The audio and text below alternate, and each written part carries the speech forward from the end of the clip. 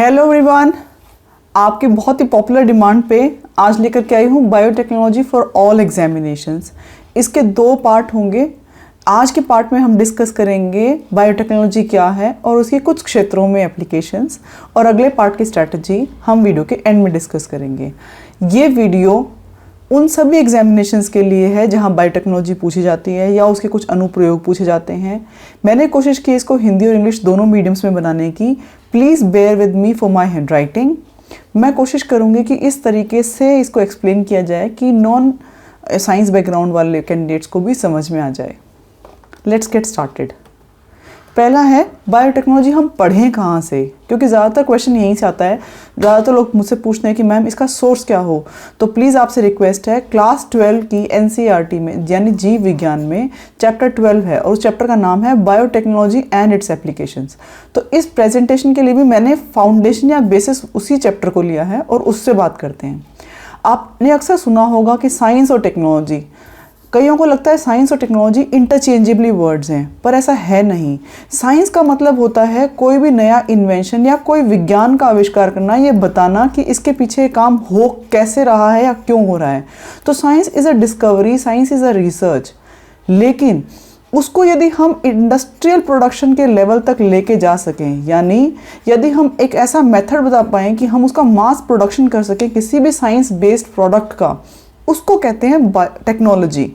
For instance, आपने देखा होगा कि हाइड्रोजन और ऑक्सीजन के रूप में हमें गैस प्राप्त होती है यदि हम पानी में 2 इलेक्ट्रोड रखें और उनके ऊपर 2 इन्वर्टेड फ्लास्क रख दें। पानी में अगर हम विद्युत प्रवाहित करते हैं तो हमें ऊपर यहाँ पे हाइड्रोजन और यहाँ पे ऑक्सीजन मिल जाती है। लेकिन क्या हम इस विधि के द्वारा, इट इज़ अ साइंस, क्या हम इस विधि के द्वारा हाइड्रोजन प्रोड्यूस कर सकते हैं ताकि हम उस हाइड्रोजन को जला करके बिजली बनाएं? तो क्या वो इतनी सस्ती होगी? जी नहीं। इसका मतलब ये एक साइंस है, ये एक प्रिंसिपल है। इस प्रिंसिपल का इन्वेंशन हो चुका है, लेकिन इसकी जो टेक्नोलॉजी होगी वो कुछ और होगी। तो हमें टेक्नोलॉजी का आविष्कार जो हाँ होता है वो हम अलग से एक डोमेन होती है। तो यहाँ हम बात कर रहे हैं कि बायोटेक्नोलॉजी क्या है।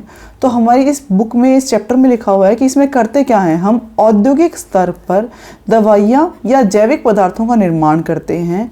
और किस चीज़ का उपयोग में लेके करते हैं? हम उपयोग में लेते हैं जेनेटिकली मॉडिफाइड, यानी आनुवांशिक रूप से संवर्धित कौन कौन सी चीज़ें? माइक्रोब्स, फंगी, प्लांट्स या animals. Again let's memorize the definition of biotechnology. Biotechnology industrial scale पे यानी औद्योगिक स्तर पर दवाइयों या जैविक पदार्थों के निर्माण से संबंधित है। जेनेटिकली मॉडिफाइड या आनुवंशिक रूप से संवर्धित जीवाणुओं, फंगी, प्लांट्स या एनिमल्स का प्रयोग करते हुए। अब यहाँ कुछ नई टर्म्स आई, जेनेटिकली मॉडिफाइड। चलिए इनको देखते हैं ये क्या हैं। इसके लिए हम बात करते हैं कि हमने कहा था जैसे हर एक व्यक्ति जो है ना, अगर बहुत ही ऊंचे लेवल पे बात करें तो हमारा एक ऑर्गन सिस्टम होता है। ऑर्गन सिस्टम का मतलब जैसे हमारा श्वसन तंत्र है या जैसे हमारा डाइजेस्टिव सिस्टम यानी हमारा भोजन वाला तंत्र है। तो उस ऑर्गन सिस्टम में बहुत सारे छोटे छोटे ऑर्गन्स होते हैं। हर एक ऑर्गन जो है वो और फर्दर सब डिवाइड करें तो टिश्यूज़ से मिलके बना होता है, यानी तंतुओं से मिलके बना होता है। और ये जो टिश्यूज़ हैं इनको फर्दर डिवाइड करें तो ये सेल में डिवाइड होते हैं, यानी जो स्मॉलेस्ट हम देख पाते हैं, हमने पढ़ा है एलिमेंट्री स्कूल में, तो हम कहते हैं सेल से टिश्यूज़ बनते हैं, टिश्यूज़ से ऑर्गन बनते हैं और ऑर्गन से ऑर्गन सिस्टम बनता है। तो ये जो सेल है ये होती कैसी है? मान लीजिए एक सेल है, सेल के अंदर एक केंद्रक यानी न्यूक्लियस है।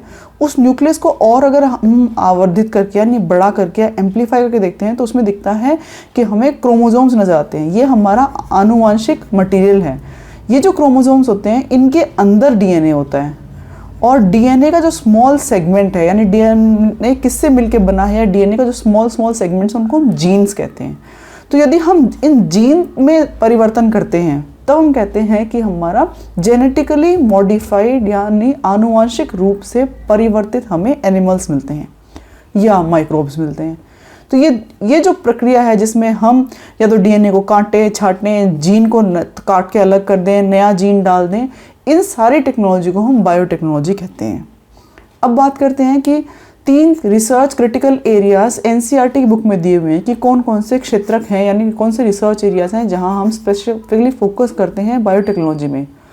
उसमें सबसे पहला है ऐसे कैटलिस्ट का विकास, यानी ऐसे उत्प्रेरकों का विकास जो कि जीवाणु या एंजाइम्स हों। दूसरा है ऑप्टिकल कंडीशंस ऐसी बनाई जाएं जिनसे कि ये जो इनका विकास है ये अच्छा हो पाए। तीसरा, ऐसे प्रोटीन या ऐसे जैविक पदार्थों को प्योरीफाई करने, ऐसे पदार्थ बनाएं जो कि जैविक पदार्थों को प्योरीफाई कर पाएँ, उनकी तकनीक का विकास जो होगा ना वो क्रिटिकल रिसर्च एरिया, यानी 3 क्रिटिकल रिसर्च एरियाज बताए गए हैं एनसीईआरटी की बुक में। अब ये हमने पहले भी एक बात की थी जिसमें कहा कि डीएनए किससे मिलकर बना है, तो डीएनए है बेसिकली बहुलक है न्यूक्लियोटाइड्स का, इसीलिए इसको पॉलीन्यूक्लियोटाइड भी कहते हैं। नेक्स्ट इज नाइट्रोजन, इसमें 4 क्षारों से मिलके बना होता है, यानी 4 बेसेस होते हैं जिनसे मिलके बना होता है।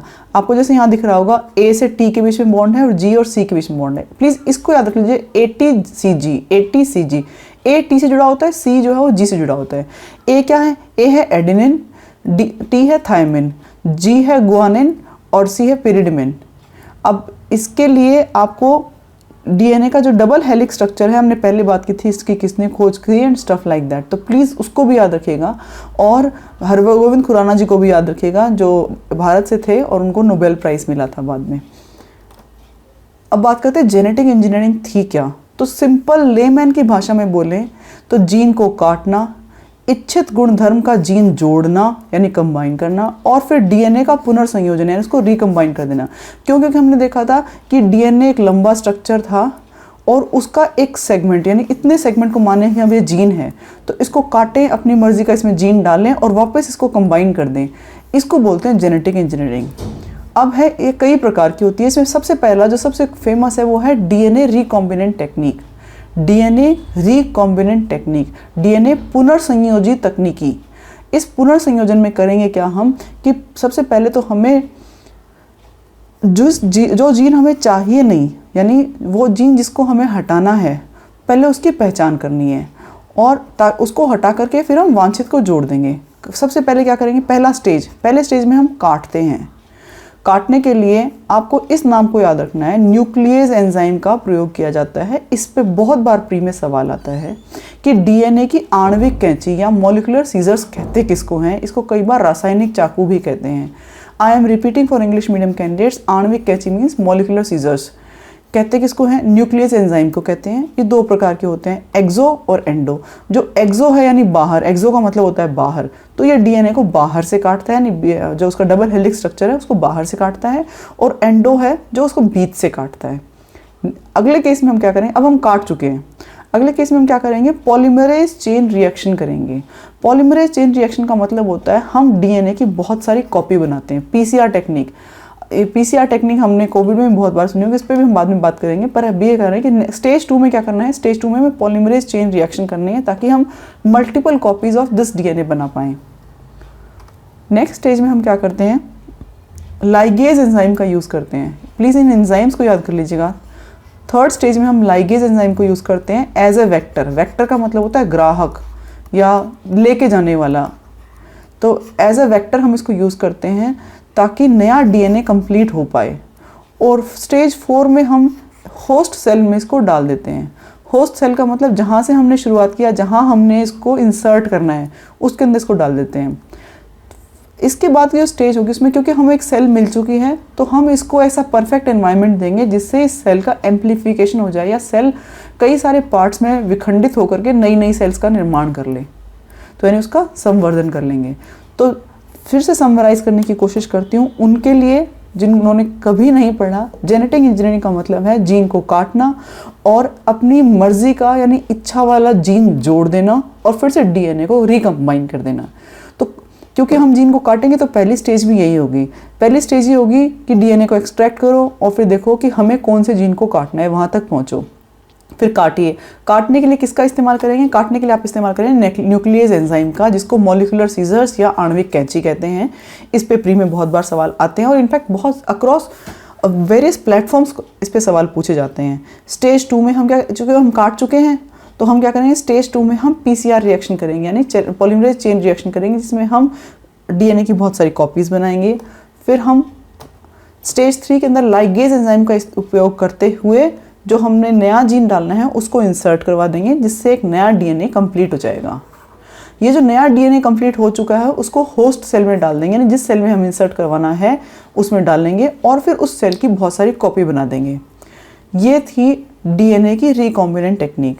इसमें जो दूसरी है वो है stem cell therapy. Although it is not there in NCERT, लेकिन ये आजकल जनमानस में बहुत पॉपुलर होता जा रहा है, स्पेशली बड़े शहरों में। तो बस ये बता देती हूँ कि स्टेम सेल थेरेपी है क्या।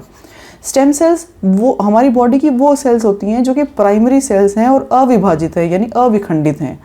उनकी सबसे खूबसूरत बात ये होती है कि आप उनको कई प्रकार की और सेल्स का निर्माण करने के लिए इस्तेमाल कर सकते हैं। जैसे देखते हैं 4 प्रकार की होती है। सबसे पहला है यूनिपोटेंट। यूनिपोटेंट का मतलब होती है ऐसी सेल जिसको बस उसके द्वारा उसी प्रकार की नई सेल्स बनाई जा सकती हैं, यानी किसी और में चेंज हो। यूनि का मतलब होता है एक, यूनि का मतलब होता है एक। जैसे आप देखते हो यूनिफॉर्म, तो यूनिफॉर्म का मतलब एक जैसी फॉर्म सभी की। तो यूनि जो एक प्रीफिक्स है उसका मतलब होता है, यानी उपसर्ग है, उसका मतलब होता है एक। तो यूनिपोटेंट यानी एक में कन्वर्ट होने की क्षमता।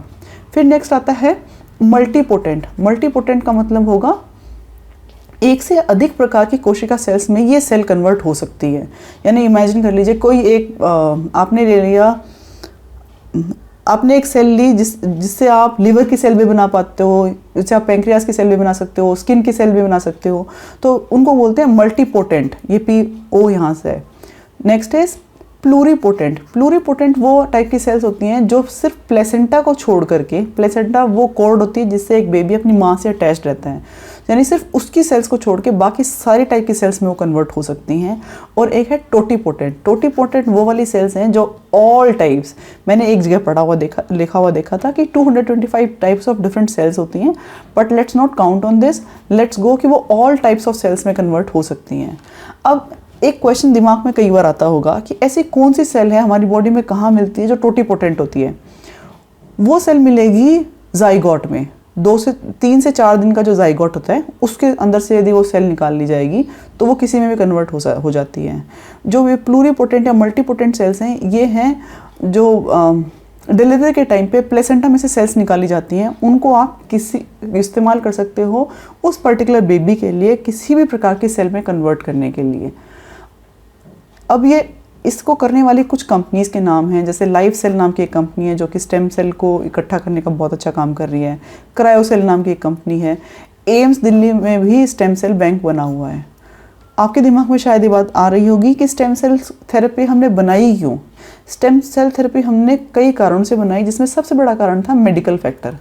आपने देखा होगा कि यदि किसी व्यक्ति को कोई ऐसा असाध्य रोग हो जाए जिसमें उसका कोई अंग काटना पड़े, या ऐसा असाध्य रोग हो जाए जिसमें सेल्स को रिप्लेस करना पड़े, तो उस पर्टिकुलर केस के लिए हम क्या करते हैं, स्टेम सेल थेरेपी का इस्तेमाल करते हैं। ऑल्दो ये बहुत ज़्यादा पॉपुलर नहीं है, बहुत महंगी थेरेपी है, लेकिन stem cell therapy is a fact in India, it is possible. तो स्टेम सेल थेरेपी भी उन बीमारियों को दूर करने का काम करती है जिन बीमारियों के लिए और कोई पॉसिबल और अच्छा सोल्यूशन है नहीं। कई बार आपने देखा होगा कि कई बच्चों की अभी ब्लैक फंगस की वजह से हमने देखा था कि किसी के तालू निकाल लिया गया, किसी की जीभ निकाल ली गई, तो अब उनमें भी रिकंस्ट्रक्टिव वो बनानी पड़ेगी, ऑर्गन्स बनाने पड़ेंगे, तो उनके लिए भी इस प्रकार की थेरेपी बहुत इफ़ेक्टिव होती है। Next is DNA fingerprinting. DNA fingerprinting का इस्तेमाल सबसे ज़्यादा अपराधों की पहचान करने के लिए होता है। यदि कोई अपराध हो जाए उसके बाद में फॉरेंसिक वाले आते हैं और उस जगह से अलग अलग प्रकार के जो भी बायो मटीरियल्स हैं, जैसे कि किसी का बाल है, कहीं फिंगरप्रिंट है, कहीं इस्तेमाल किया हुआ ग्लास हो, उस पे से वो डीएनए के छोटे छोटे निकालते हैं ट्रेसेस को और फिर उनको एम्पलीफाई करके देखते हैं कि अपराध किसने किया। पहला बात तो डीएनए फिंगरप्रिंटिंग अपराध के मामलों के लिए होता है। दूसरा, जो विवाद होते हैं हायरार्की से रिलेटेड, या मान लीजिए कोई एक प्रॉपर्टी है और उस प्रॉपर्टी से रिलेटेड कोई विवाद हो गया और कोई व्यक्ति क्लेम करे कि मैं तो इनका बच्चा हूँ या मैं इनकी पीढ़ी से हूँ, तो जो ऐसे विवाद होते हैं उनके समाधान के लिए भी काम में आता है। नेक्स्ट, कोई बच्चा गुम हो गया है यानी खो गया है, तो खोए हुए बच्चों के मिलान के लिए भी डीएनए फिंगरप्रिंटिंग बहुत काम की चीज़ है। तो इस फिंगरप्रिंटिंग के लिए इसकी खोज तो की थी एलेक्स जेफरी ने, और भारत में जो इसके पितामह कहलाते हैं या भारत में फादर ऑफ डीएनए फिंगरप्रिंटिंग कहलाते हैं वो डॉक्टर लालजी सिंह कहलाते हैं। अब इसमें करना क्या होता है, I have tried to make it as simple as possible. हम एक सैंपल लें, उस सैंपल में से डीएनए को ढूंढें कि डीएनए कहाँ है, फिर डीएनए को काटें, क्योंकि सारा स्ट्रक्चर जो है वो जेनेटिकली आइडेंटिफाई कर पाए वो पॉसिबल नहीं है। डीएनए बहुत लंबी श्रृंखला होती है, तो उसमें से डीएनए को काटें और फिर उसका रेस्ट्रिक्शन एंड काटेंगे किससे, इसके लिए है देखिए रेस्ट्रिक्शन एंडोन्यूक्लियेज एंजाइम। इस एंजाइम का इस्तेमाल करते हैं डीएनए को काटने के लिए। फिर क्या करें, जो काम का डीएनए यानी जो काम की सीक्वेंस है उसको पीसीआर यानी पॉलीमरेज चेन रिएक्शन करके उसकी मल्टीपल कॉपीज़ बनाते हैं। और जब बहुत सारी कॉपीज़ बन जाएंगी तो इधर उधर बिखरी हुई चीज़ें होती हैं, आप जानते हैं, उनको हम इस्तेमाल नहीं कर सकते। तो क्या किया जाए उनको ठीक करने के लिए, तो हम उस पर एक इलेक्ट्रोफोरेसिस करते हैं, यानी उसमें बिजली प्रोवाइड करते हैं। ऐसे समझ लीजिए, इलेक्ट्रो का मतलब होता है बिजली, तो उसमें से बिजली प्रोवाइड करते हैं। तो जो डीएनए की सीक्वेंस है वो लाइन से अरेंज हो जाती हैं सारी की सारी। जैसे मान लीजिए पहले बहुत सारी सुइयाँ थी, वो आपने ऑल पिन को गिराते हो तो कैसे क्लब हो जाती हैं, और जैसे ही हम उसमें एक मैग्नेटिक फील्ड लगाते हैं तो कैसे लाइन से अरेंज हो जाती हैं। Similarly same things will happen over here कि डीएनए की सीक्वेंस जो वो स्ट्रेट हो जाएगी। नेक्स्ट इज, अब उसमें क्या करेंगे, आपको याद करने के लिए जो यहाँ फैक्ट है वो ये है, P32 इस्तेमाल किया जाता है। What is P32? फॉस्फोरस का एक आइसोटोप है, समस्थानिक है। आई रिपीट, हिंदी में फॉस्फोरस का समस्थानिक है। ये एक रेडियो एक्टिव सब्सटेंस है P32। उसका इस्तेमाल किया जाता है एज अ प्रोब, पहचानने के लिए कि ये इस डीएनए की सीक्वेंस क्या है। तो इस स्टेप क्या थे डीएनए फिंगरप्रिंटिंग में, सैंपल लिया, डीएनए को काटा, काटने के लिए रेस्ट्रिक्शन एंडोन्यूक्लियस एंजाइम का इस्तेमाल किया, फिर जो काट के अलग किया है उसको पीसीआर टेक्निक के थ्रू मल्टीपल कॉपीज़ बनाई और एम्पलीफाई करने की कोशिश की, और फिर उनको इलेक्ट्रोफोरेसिस के द्वारा लाइन से लगाया, सो दैट ये पहचान हो पाए कि जो सीक्वेंस हम तलाश करना चाह रहे हैं वो सीक्वेंस इसमें अवेलेबल है कि नहीं। और फिर उसमें रेडियो एक्टिव प्रोब का इस्तेमाल किया ताकि वो ग्लो करके बता देता है कि कौन कौन से पार्ट्स कहाँ कहाँ हैं। जो रेडियो एक्टिव प्रोब है वो मोस्ट कॉमनली यूज प्रोब का नाम है फॉस्फोरस 32। ये फॉस्फोरस का एक समस्थानिक आइसोटोप है। नेक्स्ट इज, हमारी एनसीईआरटी की बुक में दिया हुआ है कि इसके उपयोग क्या क्या हैं। अभी तक जो हमने पढ़ा वो एनसीईआरटी बुक में नहीं था शुरुआत वाले, कि डीएनए रिकॉम्बिनेंट टेक्नोलॉजी क्या होती है या जीन एडिटिंग क्या है, वो सब कुछ एनसीईआरटी में नहीं है। बट एनसीईआरटी में क्या है, इसके उपयोग हैं। तो उपयोग में 3 भागों में उपयोग एनसीईआरटी में बताए गए हैं, कृषि में, दवाइयों के क्षेत्र में और जंतुओं के संवर्धन में। तो सबसे पहला पढ़ लेते हैं कृषि। कृषि में हम क्या करते हैं, जैसे उन्होंने बताया सबसे पहले कि हरित क्रांति क्यों पॉसिबल हो पाई, क्योंकि हमारे पास में हाई यील्ड वैरायटी के बीज थे। अब ये हाई यील्ड वैरायटी क्या होती है, अधिक उत्पादन देने वाली किस्में थी। इसीलिए आपको याद होगा जब हमारे दादाजी बात करते हैं तो कहते हैं हमने तो संकर गेहूँ नहीं खानी, वो कहते हैं हम तो संकर बाजरा नहीं खाएंगे। तो ये संकर क्या है, एक्चुअली ये अधिक उत्पादन देने वाली वो किस्में हैं जो कि कम दूरी में भी ज़्यादा प्रोडक्टिविटी देती थी। तो ये संकर गेहूँ है, संकर बाजरे वाली किस्में थी। नेक्स्ट इज, बीटी कॉटन के बारे में बहुत डिटेल से लिखा हुआ है। बीटी कॉटन को डिस्कस करने से पहले समझते हैं कि यहाँ इस बीटी का मतलब क्या है। यहाँ बीटी का मतलब है एक बीटी टॉक्सिन है। ये टॉक्सिन बनाता कौन है, ये बनाता है बैसिलस थुरिंजियसिस। ये इसका नाम है बैसिलस थुरिंजिनसिस। ये इस बैक्टीरिया की वजह से ये एक वो बनता है, इस सब्सटेंस की वजह से बीटी टॉक्सिन बनता है। और ये जो टॉक्सिन है यह जहर इंसेक्ट के खिलाफ इस्तेमाल किया जा सकता है। अब इस टेक्नोलॉजी में क्या क्या इन्होंने कि इस बीटी टॉक्सिन को बनाने वाला जो जीन है उस जीन का इस्तेमाल करेंगे। किस प्रकार से करेंगे, देखिए, बीटी जीन को बैक्टीरिया से निकाल करके प्लांट्स में डाल दिया गया। मैं फिर से बताती हूँ, इस बीटी जीन को, ये जीन क्या था, यहाँ इसमें मिलेगा। तो इस जीन की पहचान की गई और उस जीन को उठा करके प्लांट्स के अंदर, प्लांट के डीएनए में डाल दिया गया। उसकी वजह से फ़ायदा क्या हुआ, फ़ायदा ये हुआ कि मान लीजिए जैसे बीटी कॉटन में डाला, जब डालते हैं तब तो अक्रिय प्रोटॉक्सिन होता है, यानी जब तक है तब तक चल रहा है। लेकिन जैसे ही इंसेक्ट ने आकर के उसको बाइट किया, यानी कोशिश की कि उस प्लांट को ख़राब कर पाए, तो इंसेक्ट के खाने के बाद में इंसेक्ट के स्टमक यानी उसके गट में, उसके पेट में एल्कलीन जूस होता है। उसकी वजह से ये जो अभी तक अक्रिय प्रोटॉक्सिन था ये एक्टिवेट हो जाएगा और ये एक्टिवेटेड टॉक्सिन बन जाएगा। ये टॉक्सिन जो है ये बीटी टॉक्सिन है। इसकी वजह से वो इंसेक्ट जो मर जाएगा। ये जनरली हम सोचते हैं कि ना बीटी कॉटन है तो बीटी कॉटन के ऊपर कोई इंसेक्ट हमला नहीं करेगा। नहीं, इंसेक्ट से हमले होते हैं, लेकिन ये है कि 1 बाइट 2 बाइट के बाद में वो इंसेक्ट खुद मर जाता है। यानी एक सेल्फ डिफेंस मैकेनिज्म है बीटी कॉटन के अंदर। जैसे बीटी कॉटन के अंदर ये मैकेनिज्म डाली गई, उसी प्रकार से बीटी कॉर्न बनाया गया, राइस बनाया गया, टमाटो बनाया गया, पोटैटो बनाया गया और सोयाबीन, इन सब में भी बीटी को इंसर्ट किया गया। लेकिन सबसे ज़्यादा इस्तेमाल क्या हो रहा है, वो बीटी कॉटन हो रहा है।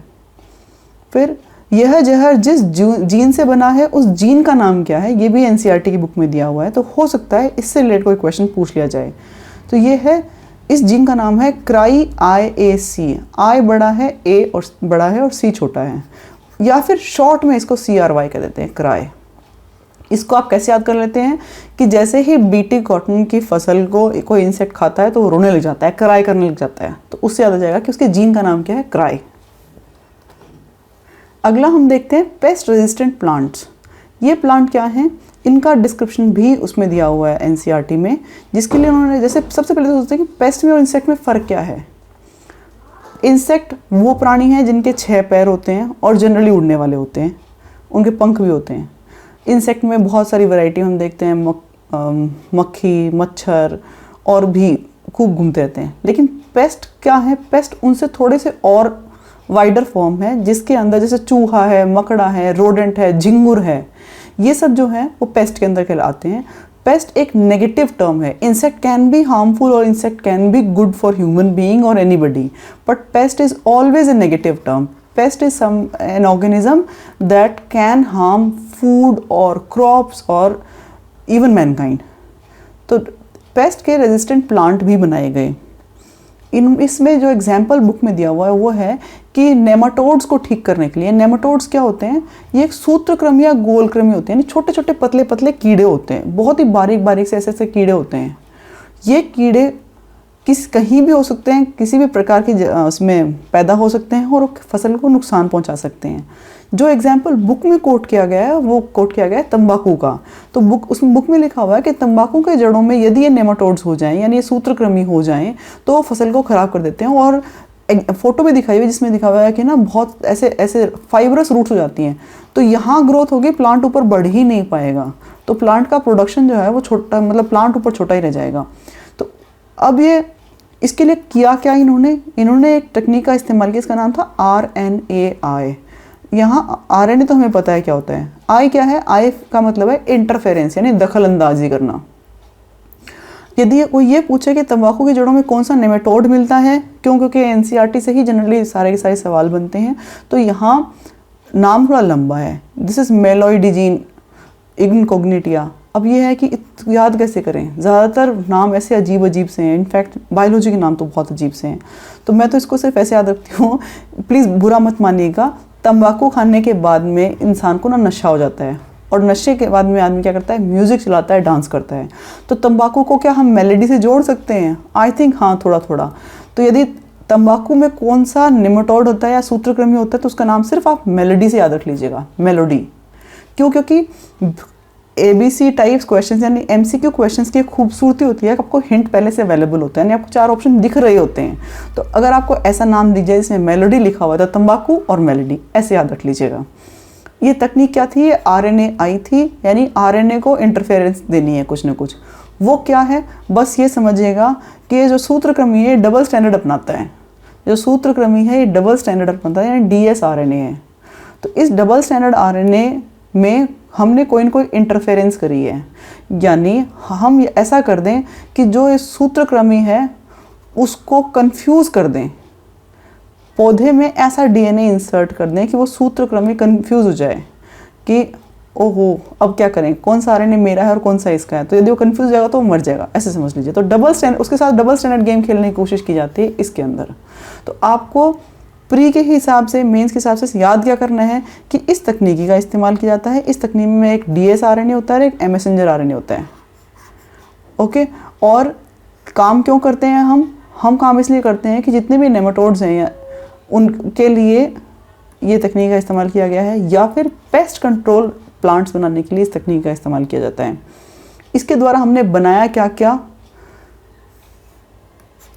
हमने टोबैको के लिए एंटी नेमाटोड प्रजाति बना लिया, एंटी नेमाटोड स्पीशी का आविष्कार कर लिया। फिर इसके कुछ, क्योंकि हम बात कर रहे हैं एग्रीकल्चर में, तो एग्रीकल्चर में गोल्डन राइस बनाया हमने। ये गोल्डन राइस क्या करता है, विटामिन ए में रिच है। इससे रिलेटेड सवाल शायद 2018 के प्री में आया था, I am not very sure, but there was a question. दूसरा, हमने कुछ और भी बनाए, जैसे सुपर पोटैटो बनाया है। ये एग्जाम्पल एनसीईआरटी में नहीं है, लेकिन एग्जाम्पल इंडिया के पॉइंट ऑफ व्यू से इम्पोर्टेंट इसलिए है क्योंकि इंडिया ने 2010 में भी बना दिया था। और इसमें क्या खास बात थी कि इसमें प्रोटीन की मात्रा करीब 60% बढ़ाई गई और इसका नाम दिया गया प्रोटैटो। प्रो मतलब प्रोटीन और पोटैटो का TATO, पी पहले आ चुका है, सिर्फ आर नया इंसर्ट किया है, तो पोटैटो की स्पेलिंग में आर इंसर्ट करके प्रोटैटो बना दिया गया, इसलिए क्योंकि इसमें 60% अधिक प्रोटीन होती है। नेक्स्ट इज, इसमें फ़ायदा क्या है, ब्रूजिंग नहीं होगी। ब्रूजिंग क्या होती है, ब्रूजिंग मतलब होता है फफोले होना, छाले होना। आपने देखा होगा कि नया नया आलू होता है, उसके ऊपर से स्किन अपने आप उतरती है, या गोल गोल गोल काले काले हो जाते हैं, छेद हो जाते हैं, या निशान हो जाते हैं, वो सब कुछ नहीं होगा। दूसरा, इसमें कुछ कैंसर कारक, पोटैटो में यदि कुछ कैंसर कारक सब्सटेंसेस अवेलेबल होते हैं, क्योंकि हम जानते हैं हाई स्टार्च कंटेंट होता है, तो उनमें भी कमी की गई। यूएसए ने इसको रिसेंटली अप्रूवल दी है, भारत में इसकी अप्रूवल नहीं मिल पाई है, लेकिन ये खूबसूरत बात यह है कि भारत ने इसको 2010 में बना लिया था। अगला है, क्योंकि हम बात कर रहे थे एग्रीकल्चर की, तो इसमें अगली बात करने लायक ये है कि बीटी कॉटन को भारत में परमिशन कब मिली, तो 2002 से मिली।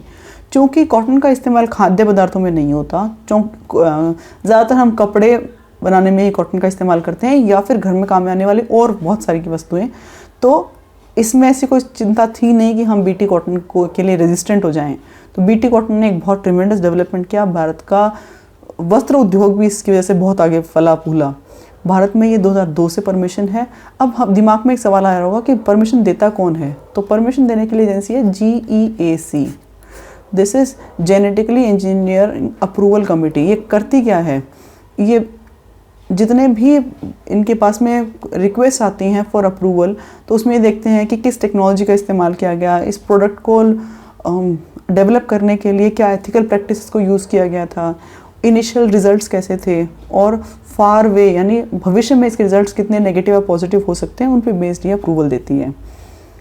फिर है, इसी में एक बीटी ब्रिंजल भी है, काफ़ी सुना होगा, मतलब 2009 के आसपास ही आया था कि अब तो पेड़ पे उगेंगे बैंगन, पौधा नहीं होगा, पेड़ पे उगेंगे बैंगन, तो ये उसी से रिलेटेड था। बीटी ब्रिंजल की परमिशन भी 2009 में ग्रांट कर दी गई थी, लेकिन खूब प्रोटेस्ट हुए, लोगों ने कहा कि आप हमारे स्वास्थ्य के साथ खिलवाड़ कर रहे हैं, पता नहीं कैसे नेगेटिव इफेक्ट होंगे और XYZ, तो उसकी वजह से 2010 में इसको बैन कर दिया गया। मोस्ट रिसेंटली GM मस्टर्ड के लिए परमिशन दे दी गई। GM मस्टर्ड क्या है, जेनेटिकली मॉडिफाइड मस्टर्ड। मस्टर्ड मतलब सरसों, सरसों को मस्टर्ड कहते हैं, और ब्रिंजल का मतलब बैंगन। तो मस्टर्ड की परमिशन, मस्टर्ड डेवलप किसने किया, दिल्ली यूनिवर्सिटी के एक प्रोफेसर ने। इसका दूसरा नाम है DMH11। आप सिर्फ ये याद रखिएगा कि GM मस्टर्ड को 2017 में परमिशन दी गई, correct me if I am wrong, और DMH11 इसका नाम है, दिल्ली यूनिवर्सिटी एक प्रोफेसर ने डेवलप की है। लेकिन all across India GM mustard की खेती करने वाले किसानों की संख्या बिल्कुल नगण्य है, क्योंकि इसके लिए एक्सेप्टेंस नहीं है लोगों के माइंड में कि क्या पता है कि इसके साइड इफ़ेक्ट कैसे हों, तो इस पर फर्दर रिसर्च की जा रही है। अगला, अब देखते हैं बायोटेक्नोलॉजी दवाइयों के क्षेत्र में कैसे इस्तेमाल होती है। सारे एग्जाम्पल जो हैं वो NCERT के हैं। ह्यूमेलिन पे क्वेश्चन आ चुका है और दोबारा आने की संभावना थोड़ी कम दिखती है, लेकिन अच्छी बात ये होगी कि ह्यूमेलिन अगर RS मेंस में पूछा जाए तो आपको इसको पढ़ना चाहिए। ह्यूमेलिन क्या है, अभी तक कृत्रिम इंसुलिन बनाने के लिए जानवरों की को स्लॉटर कर देते थे, यानी उनकी जीव हत्या करते थे, काटते थे और उनमें से पैंक्रियाज निकालते थे और उनके पैंक्रियाज से इंसुलिन निकलता था। अब वो जो इंसुलिन इस प्रकार से प्राप्त किया जाता था, उसके लिए बहुत सारी गड़बड़ें थी। पहली बात तो ये कि आपने कितने सारे पिग्स को या कैटल को स्लॉटर किया। दूसरा ये कि वो प्रोसेस जो है ना, वो भाई उस केस में आप एनवायरनमेंट को कितना ज़्यादा पोल्यूट कर रहे हो, उनका वेस्ट भी बाहर फेंकोगे, जो प्रोसेस किया हुआ मटेरियल है उसको भी बाहर फेंकोगे, तो एनवायरनमेंट पोल्यूशन भी था। तीसरा ये कि एक छोटी सी गोली के लिए मतलब मुश्किल से 10 गोलियां बनती हैं और एक जानवर मर जाता है, तो जो गिल्ट फीलिंग है वो भी बहुत बुरी है। फिर जैसे जैसे मतलब हम इंसुलिन की कमी के लिए कहते हैं कि डायबिटीज़ बीमारी हुई तो वो इंसुलिन लेना है, तो बेसिकली डायबिटीज़ होती क्यों है? क्योंकि लाइफस्टाइल ड्रिवन डिजीज़ भी है। आई एम नॉट टेलिंग यू कि आनुवंशिक नहीं होती, ऑफ कोर्स आनुवंशिक होती है, but it is majorly lifestyle driven disease. जैसे जैसे हम टेक्नोलॉजी बढ़ती जा रही है, इसके केसेस भी, डायबिटीज़ के केसेस भी बढ़ते चले जा रहे हैं, तो डिमांड भी बहुत ज़्यादा थी। तो इन सब को देखते हुए एक बहुत शानदार काम हुआ। वो शानदार काम ये हुआ कि एली लिली नाम की एक अमेरिकन कंपनी ने, ये कंपनी का नाम है एली लिली, इस अमेरिकन कंपनी ने इंसुलिन प्रोड्यूस किया, वो भी लेबोरेटरी के अंदर, जिसके लिए किसी एनिमल को स्लॉटर करने की ज़रूरत नहीं है। तो पहले ही समझते हैं कि ह्यूमन इंसुलिन में फैक्टर क्या है। ह्यूमन इंसुलिन का स्ट्रक्चर कुछ ऐसा होता है। इंसुलिन बेसिकली ये प्रो इंसुलिन है, यानी इंसुलिन से पहले की स्टेज है। ये इस स्टेज में अवेलेबल होता है। जब ज़रूरत होती है तब ये सी पेप्टाइड हट जाता है और ये ए चेन और बी चेन, यानी इंसुलिन में 2 पॉलीपेप्टाइड होते हैं, चेन ए और चेन बी, जो आपस में सल्फर के 2 बॉन्ड से जुड़े हुए होते हैं, एक यहाँ और एक यहाँ। जैसे ही ये प्रो इंसुलिन स्टेज है, प्रो हार्मोन स्टेज है, जैसे इसकी आवश्यकता होगी, यानी इसको काम में ले जाना होगा, तब ये टूटेगा। अदरवाइज इसी स्टेज में अवेलेबल होता है ह्यूमन बॉडी या सारे मैमल्स के अंदर। अब समस्या ये आ रही थी कि ये ए चेन या बी चेन इंडिविजुअली हम कैसे लैब में बना पाएँ। तो उसके लिए एक अमेरिकन कंपनी एली लिली ने क्या काम किया कि उन्होंने चेन ए और चेन बी की डीएनए सीक्वेंस को सबसे पहले तो आइडेंटिफाई किया, और फिर इन डीएनए सीक्वेंस को ई कोलाई बैक्टीरिया में डाल दिया।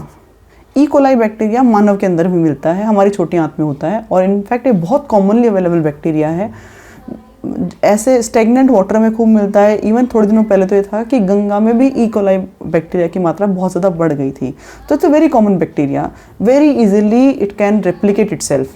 तो उस बैक्टीरिया में डाला और नतीजा ये हुआ कि चेन ए और चेन बी इंडिविजुअली और डेवलप कर पाए, और जितना चाहो उतना डेवलप कर पाए। अब इन्होंने क्या किया, चेन ए और चेन बी को, क्योंकि 2 अलग चेन हैं लेकिन इनके बीच में आप देखिए सल्फर और सल्फर का बॉन्ड है, तो हमें सिर्फ इनको दोबारा कंबाइन करना है। हमें चेन सी की ज़रूरत है ही नहीं, क्योंकि ये तो प्रो यानी से पहले, इंसुलिन से पहले की स्टेज है। तो हमें चाहिए क्या था कि हमें ए चेन और बी चेन चाहिए थी, और दोनों का कंबाइंड फॉर्मेट चाहिए था। तो इसके बाद में इन्होंने क्या किया, इनको कंबाइन कर लिया डाइसल्फाइड बॉन्ड्स के थ्रू, और मानव इंसुलिन बना लिया। ये अपने आप में एक बहुत बड़ी घटना थी। ये 1983 की घटना है, और उसके बाद में इंसुलिन की टैबलेट्स मार्केट में बहुत इजीली अवेलेबल होने लगी, और एटलीस्ट एनिमल्स की स्लॉटरिंग बंद हो गई। इसका नाम ह्यूमेलिन है। इस पे एक बार प्री में क्वेश्चन आ चुका है। आपको ये याद रखना है कि एली लिली नाम की एक अमेरिकन कंपनी ने 1983 में बनाया, और उसका कारण ये था कि उन्होंने चेन ए और चेन बी के डीएनए की सीक्वेंस को आइडेंटिफाई कर लिया। अब ये जो सीक्वेंस थी उसको उन्होंने रेप्लिकेट करवा लिया ई कोलाई बैक्टीरिया के थ्रू। आगे कंटेंट है कि जीन थेरेपी होती क्या है। जीन थेरेपी थोड़ा सा तो हमने देख लिया था कि जेनेटिक इंजीनियरिंग क्या है। जीन थेरेपी मेडिकल के क्षेत्र में क्या होती है। आपने कई लोगों के बारे में सुना होगा कि उनको कुछ आनुवंशिक रोग हैं, और उन आनुवंशिक रोगों के का जैसे बहुत सारे प्लेटफॉर्म्स पे ऑनलाइन आ रहा होता है, जैसे कैटोटाइप, उसमें बताते हैं कि मुझे मेरे बेटे के इलाज के लिए 35 लाख रुपए की ज़रूरत है। इस टाइप के एडवर्टीजमेंट आते हैं जिनमें लोग दिल खोल के वो भी करते हैं, डोनेट भी करते हैं। वो इतना महंगा इलाज किस चीज़ का है? वो इलाज है ऐसी बीमारियों का जो आनुवंशिक बीमारियाँ हैं। उसमें काम क्या करते हैं, बोन मैरो का ट्रांसप्लांट करते हैं, यानी हड्डी के अंदर जो अस्थि मज्जा होती है, आई रिपीट, हड्डी के अंदर की जो अस्थि मज्जा होती है उसको ट्रांसप्लांट करते हैं, उसको निकाल करके उसकी जगह फ्रेश ऐसा कंटेंट डालते हैं जिससे कि वो उसकी बीमारी ठीक हो जाए, यानी जीन रिप्लेसमेंट। दूसरा क्या होता है, यदि ऐसा नहीं हो तो एक बीमारी का नाम हमारी एनसीईआरटी बुक में लिखा हो, उसमें लिखा है एडीए नाम की बीमारी। ये एडीए है क्या चीज़, एडिनोसिन डाईअमाइनेज की डेफिशिएंसी है। इसका इलाज यदि बोन मैरो ट्रांसप्लांट से नहीं हो तो इसका इलाज करते हैं एंजाइम रिप्लेसमेंट थेरेपी से। आपको सिर्फ ये याद रखना है कि जीन थेरेपी क्या है, यानी जिनको जेनेटिक डिजीज़ है उनकी डिजीज़ को ठीक करने के लिए एक थेरेपी है। पहली थेरेपी तो यह है कि बोन मैरो का ट्रांसप्लांट कर दें, दूसरा है कि एंजाइम को रिप्लेस कर दें। तीसरा जो एग्जाम्पल बुक में दिया हुआ है वो है कि मॉलिक्यूलर डायग्नोसिस। ये मॉलिक्यूलर डायग्नोसिस नया नाम है। मतलब पहले क्या होता था कि किसी को बुखार हो गया, टेम्परेचर होने के बाद में चेक जाके ब्लड टेस्ट दो तो पता चलता था कि अच्छा ये पैथोजन है, और उसकी बाद में कल्चर टेस्ट करके 2 दिन बाद में बताते थे कि इस पर्टिकुलर पैथोजन को इस प्रकार के एंटीबायोटिक से किल किया जा सकता है। पर उसके लिए ज़रूरी होता था कि इंसान को सिम्टम नज़र आए। आजकल ये कॉन्सेप्ट थोड़ा चेंज हो गया है। उसके लिए क्या करते हैं, अब बिना सिम्टम आए भी हम पता लगा सकते हैं कि कहीं ऐसा तो नहीं कि इस व्यक्ति को कोई बीमारी है। इसको बोलते हैं अर्ली डिटेक्शन ऑफ डिजीजेस। जैसे इसके लिए करते क्या हैं, 3 टाइप की टेक्निक्स का मेंशन है हमारी बुक में। पहली है रिकॉम्बिनेंट डीएनए टेक्निक, दूसरी है पीसीआर। हमने आरटी-पीसीआर बहुत सुना है कोविड के केस में सॉरी। और इस पीसीआर का रूटीन एचआईवी टेस्ट करने के लिए इस्तेमाल करते हैं। एक है एलिजा टेस्ट। इस एलिजा की फुल फॉर्म आ सकती है, ये है एंजाइम लिंक्ड इम्यूनोसोर्बेंट एसे टेस्ट। ये भी एचआईवी के लिए काम में आता है। पहले इनफैक्ट सारे टेस्ट एचआईवी के इसी से ही होते थे, एलिजा नाम के टेस्ट से ही होते थे। इसका टेस्ट करने की जो मैकेनिज़्म है वो है एंटीजन और एंटीबॉडी के बीच का इंटरेक्शन किस प्रकार का है, उससे आइडिया लगता था कि क्या इस व्यक्ति को एचआईवी इन्फेक्शन है या नहीं। प्लीज़ एक बात याद रखिएगा, एचआईवी इन्फेक्शन पॉजिटिव होना और एड्स होना एक पैथोजन की वजह से होने वाली 2 अलग अलग स्टेजेस हैं। एचआईवी पॉजिटिव होने का मतलब एड्स होना नहीं। अगर इतना बढ़ जाए इन्फेक्शन कि वो सिंड्रोम हो जाए तो वो एड्स है, otherwise it is only HIV positive. और इसके लिए पहले मोस्ट कॉमनली इस्तेमाल किया जाने वाला टेस्ट एलिसा टेस्ट था। एनसीईआरटी की बुक में लिखा हुआ है कि अब रूटीन जो एचआईवी टेस्ट होते हैं वो आरटी-पीसीआर पीसीआर टेस्ट होते हैं। RT-PCR is for Covid. अब मैंने इसको यहाँ स्टार इसलिए लगाया ताकि मैं यहाँ पे बता पाऊँ कि स्टार का मतलब क्या है। आरटी-पीसीआर का में एक स्पेसिफिक जीन श्रृंखला की कई कॉपी बनाई जाती हैं। Again I am repeating, specific gene श्रृंखला यानी स्पेसिफिक जीन सीक्वेंस की बहुत सारी कॉपीज़ बनाते हैं। और इसका नाम में आरटी का मतलब क्या है, क्योंकि हम पीसीआर देख चुके हैं कि पीसीआर का मतलब पॉलीमरेज चेन रिएक्शन। तो यानी एक ऐसी चेन रिएक्शन करो इसमें मल्टीपल कॉपीज़ बना लो किसी एक डीएनए की सीक्वेंस की। इसमें आरटी का नाम पड़ा है क्योंकि इसमें एक एंजाइम यूज़ होता है, उसका नाम है रिवर्स ट्रांसक्रिप्टेज। रिवर्स ट्रांसक्रिप्टेज नाम का एंजाइम यूज़ होता है, इसलिए इसका नाम है आरटी-पीसीआर। आरटी की फुल फॉर्म वैसे है reverse transcription polymerase chain reaction, but from where it does it gets name, it is because of this enzyme. Let's go next में thank you so much for listening to me so carefully. Next video में हम बात करेंगे कि biotechnology के जो genetically modified organisms हैं, चूँकि एनसीईआरटी बुक ऑफ क्लास 10 उसमें भी कुछ जेनेटिकली मॉडिफाइड ऑर्गेनिजम्स दिए हुए हैं। इनफैक्ट बहुत सारे एनिमल्स के बारे में भी जानकारी है वहाँ पे, और इस चैप्टर में भी कुछ दिए हुए हैं। तो उन सबको कंबाइन करते हुए एक कंक्लूसिव काइंड ऑफ वीडियो में बनाने की कोशिश करूँगी। और कुछ बच गए हैं जो आरएस मेंस के सिलेबस के हिसाब से इम्पॉर्टेंट है कि एथिकल और environmental issues associated with biotechnology, उनको हम अगले वीडियो में डिस्कस करेंगे। टिल देन अच्छी तैयारी कीजिए। मैं चाहती हूँ कि आप सभी का आरएस प्री निकले और जो भी एग्ज़ाम आप दे रहे हो उन सब के लिए बहुत सारी शुभकामनाएं। थैंक यू, नमस्ते।